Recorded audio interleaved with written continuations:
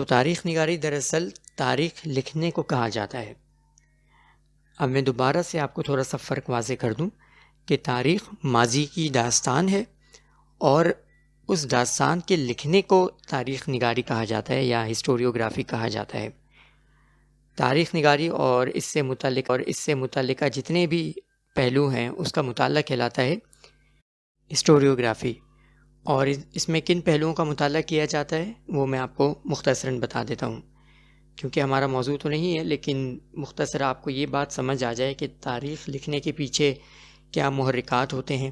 اور جب کی جا رہی ہوتی ہے تو اس کے پیچھے کیا کیا عوامل کار فرما ہوتے ہیں، یا کن پہلوؤں کو آپ نے غور و فکر کرنا ہے تاریخ بیان کرتے ہوئے یا تاریخ کو پڑھتے ہوئے۔ سب سے پہلا سوال جو تاریخ نگاری میں اٹھتا ہے وہ یہ ہے، کیونکہ تاریخ تغیرات کے متعلق کا نام ہے، تو لہٰذا سب سے پہلا سوال لاجیکل کے طور پر یہ اٹھایا جائے گا کہ یہ تغیر پیدا کیوں ہوتا ہے؟ زمانے میں جو مختلف تبدیلیاں رونما ہو رہی ہیں، اس کے پیچھے کیا وجوہات ہیں، اس کے اسباب کیا ہیں، اس کے عوامل کیا ہیں؟ اگر میں اس سوال کو مزید پھیلا دوں یا اس کے ٹکڑے کر دوں تو یہ سوال کچھ اس طرح سے بنیں گے کہ کیوں ایک قوم عروج پاتی ہے، کیوں ایک قوم زوال کا شکار ہوتی ہے، کیوں کسی قوم میں کچھ مخصوص عادات، کچھ مخصوص اخلاق یا اطوار بہت زیادہ نمایاں ہو جاتی ہے، کچھ رجحانات بہت زیادہ غالب ہو جاتے ہیں، کیوں ایک قوم فتح یا شکست سے دوچار ہو جاتی ہے۔ ان تمام اسباب اور عوامل کی بنیاد یہی سوال ہے کہ یہ تغیر پیدا کیوں ہوتا ہے زمانے میں۔ تو اس سوال کا اگر ہم جواب تلاش کرنے کی کوشش کریں تو مختلف مکاتب فکر ہمارے سامنے ہسٹوریوگرافی میں آتے ہیں۔ اس میں کارل مارکس اور لینن کا اپنا مکتب فکر ہے، ویسٹ کا، مغرب والوں کا اپنا نقطہ نظر ہے، مذہب کا ایک اپنا نقطہ نظر ہے۔ اس کے علاوہ کیمبرج جو یونیورسٹی ہے اس کا اپنا ایک نقطہ نظر ہے، امریکن اسکول آف تھاٹ بالکل ڈیفرنٹ ہے۔ ہم ان تمام اسکول آف تھاٹس کا مطالعہ نہیں کر سکتے، لیکن میں آپ کو بنیادی طور پر دو اسکول آف تھاٹس کا تعارف پیش کر دیتا ہوں تاکہ آپ کو اس سوال کی نوعیت بھی سمجھ آ جائے، اور جب کبھی آپ تاریخ کا مطالعہ کر رہے ہوں، کسی تہذیب کا مطالعہ کر رہے ہوں، تو آپ کو یہ بات معلوم ہو کہ آپ اس کے پیچھے کن چیزوں کو دیکھنا چاہیے، کن چیزوں کو آپ نظر انداز کر رہے ہیں، یا کن چیزوں کی طرف آپ کی توجہ زیادہ ہونی چاہیے۔ تو اس میں سب سے پہلا جو نقطہ نظر ہے وہ کارل مارکس کا ہے، جسے ہم بیان کریں گے، اور آپ اس کو کمیونسٹ اپروچ بھی کہہ سکتے ہیں ہسٹری کی۔ اور اس نقطہ نظر کی روح سے انسانی تاریخ کا جو بنیادی محرک ہے وہ معاش ہے، کہ معاش ہی دراصل وہ بنیادی اصول ہے، وہ بنیادی قوت متحرکہ ہے